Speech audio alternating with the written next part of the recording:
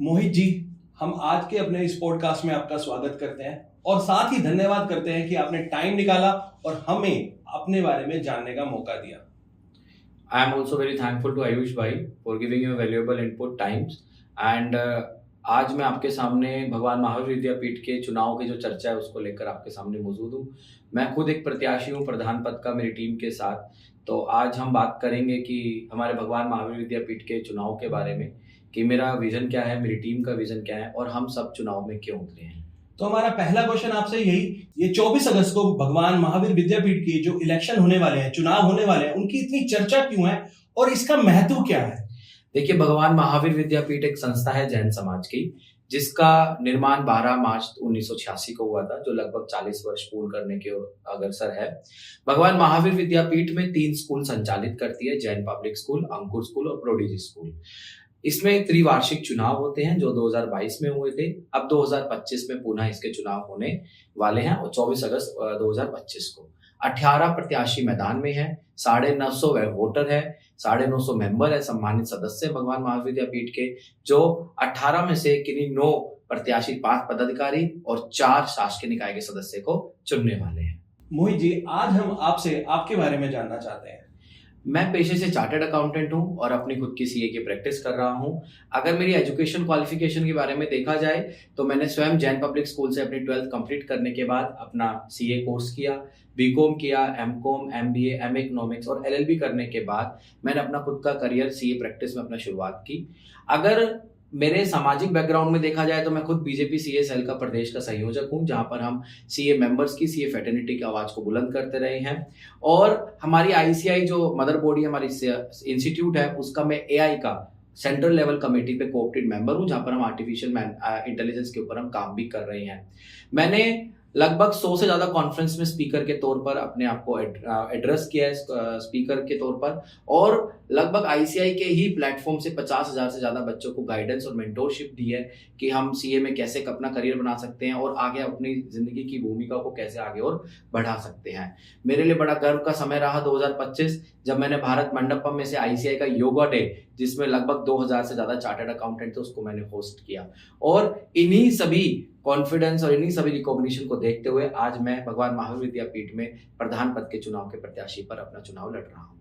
मोहित जी, आप प्रेसिडेंट पद के चुनाव लड़ रहे हैं। मात्र 32 वर्ष की आयु में आप अपने आप को कैसे योग्य मानते हैं?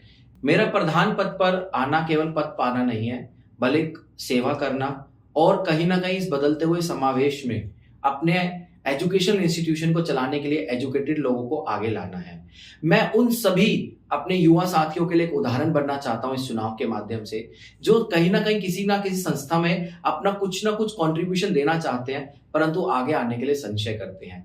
आपने आयुष जी का उम्र मैं ऐसा मानता हूं कभी किसी चीज की मोहताज नहीं होती। अगर आप प्रतिभावान हैं, अगर आप में कुछ करने की कार्यशैली है और आप काबिल रखते हैं, अगर आपके पास काबिलियत है और नेतृत्व करने की क्षमता है, तो उम्र किसी भी चीज की कभी मोहताज नहीं होती। आपके पास आपकी काबिलियत होनी चाहिए, किसी काम को करने की क्षमता होनी चाहिए और कहीं ना कहीं किसी नेतृत्व को आगे ले जाने के लिए, संस्था को ऊपर उठाने के लिए आपके अंदर एक जज्बा होना चाहिए। मैं बड़ा इंस्पायर हूं ये देखकर कि सन 1984 का जब मैं एक दशक याद करता हूं तो हमारे भारत देश को एक सबसे बड़े युवा प्रधानमंत्री मिले, श्री राजीव गांधी जी। श्री राजीव गांधी जी जो आज एक क्रांति लेकर आए थे अपने काल में, अपने प्रधानमंत्री काल में, जब उन्होंने कंप्यूटर और टीवी को घरों तक पहुंचाने का बीड़ा उठाया।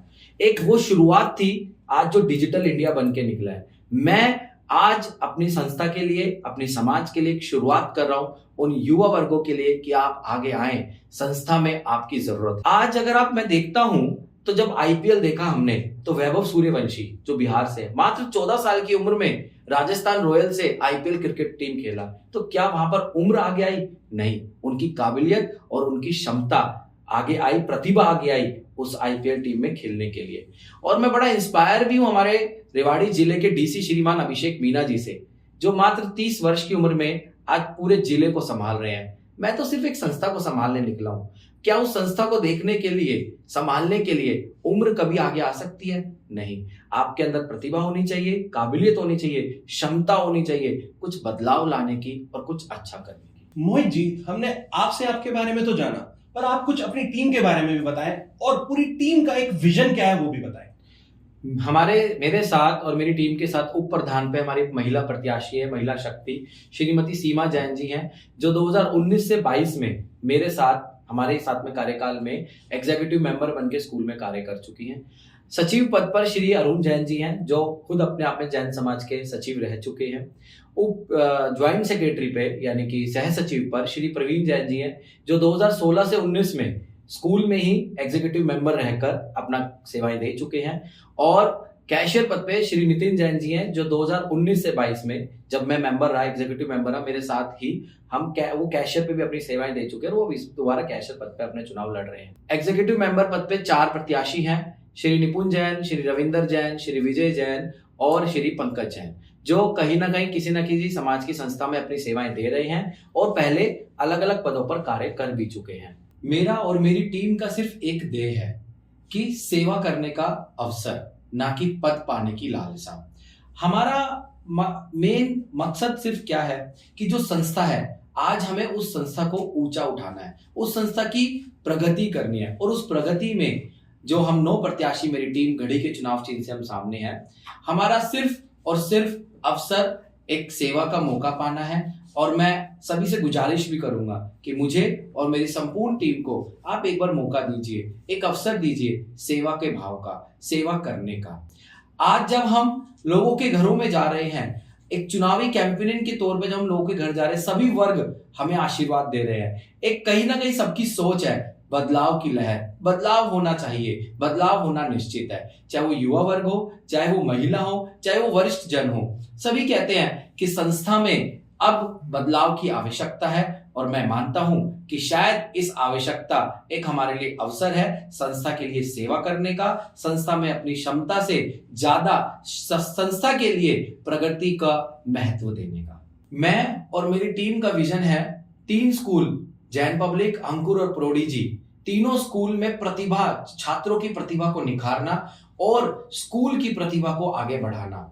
हमारा लक्ष्य है कि शहर में हर छात्र की पहली पसंद जैन पब्लिक स्कूल हो। हर अभिभावक का एक ही लक्ष्य हो कि उसका बच्चा जैन पब्लिक स्कूल में पढ़े।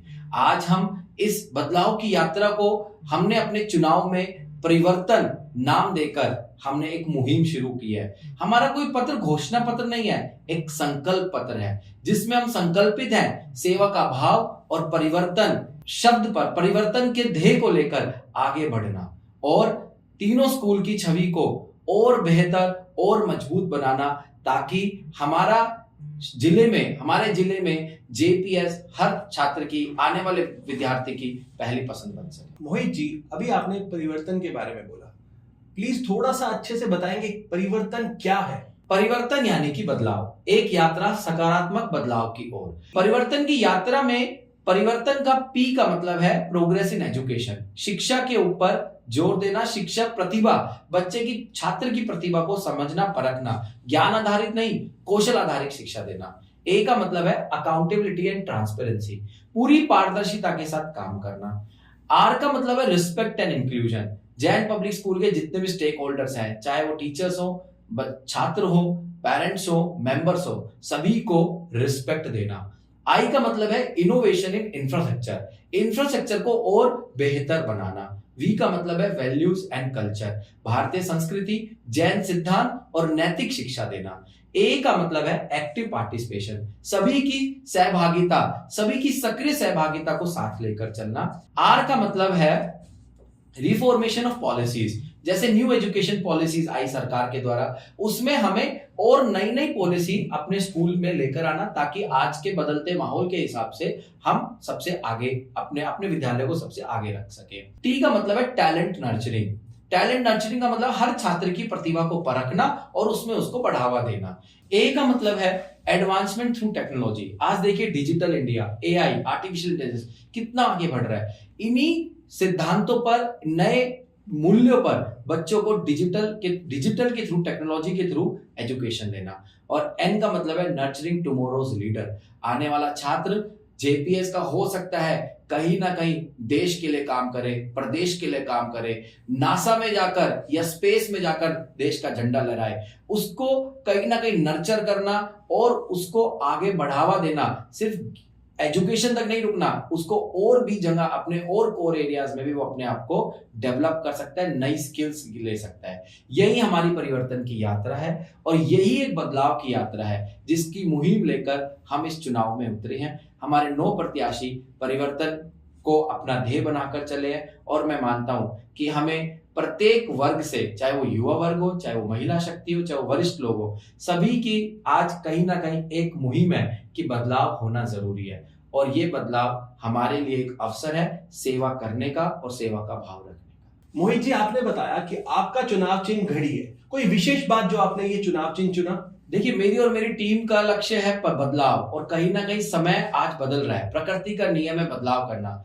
जब व्यापार में नए नए आयाम आ चुके बदलाव के लिए और हम उसके हिसाब से बदल भी चुके हैं, तो आज जरूरी है कि संस्था में एक बदलाव हो, एक बेहतर नई टीम हो, एजुकेटेड टीम हो। इसी को ध्यान में रखते हुए, जैसे घड़ी कभी रुकती नहीं है ना, ऐसी हमारी भी प्रयास रहेगा कि हम कभी भी ना रुके और संस्था के नाम को और ऊंचाइयों तक लेके जाएं। चुनाव चिन्ह घड़ी को देखते हुए मैंने कुछ 4 लाइनें लिखी हैं। घड़ी की सुइयां कह रही हैं साफ, अब जेपीएस में होगा बदलाव का आगाज। समय थमा नहीं है, चल पड़ा है आगे, विकास के सपनों को देंगे हम नए धागे। मोहित जी, जैसे कि आपने बताया कि आप पहले भी इस संस्था के लिए जुड़े रहे हैं, तो पिछले टेन्योर में आपकी संस्था के प्रति क्या अचीवमेंट्स रही?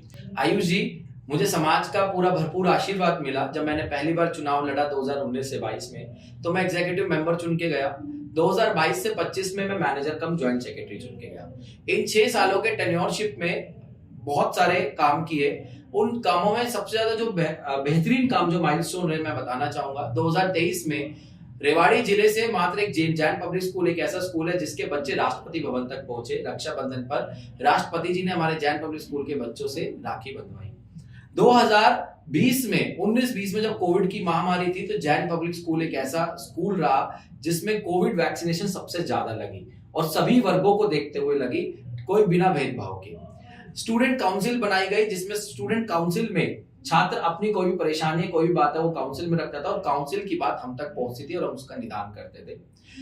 भारत मंडपम में 2025 में ही, हाल ही में भारत मंडपम में 2025 में जब नरेंद्र मोदी जी हमारे प्रधानमंत्री आए, तो वहां पर भी जैन पब्लिक स्कूल के छात्र छात्राएं उनको सुनने के लिए वहां पर पहुंचे।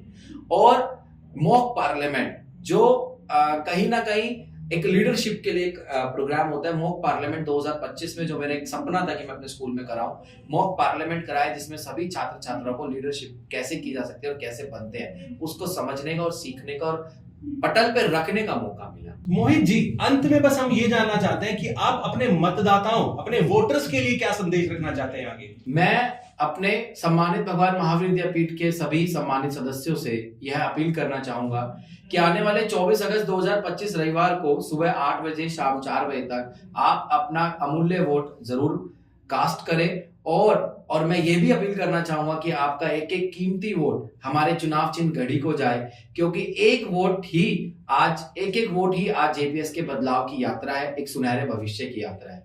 हमारी शक्ति आप हैं, हमारी हिम्मत आप हैं और जेपीएस में बदलाव की आवाज भी आप हैं।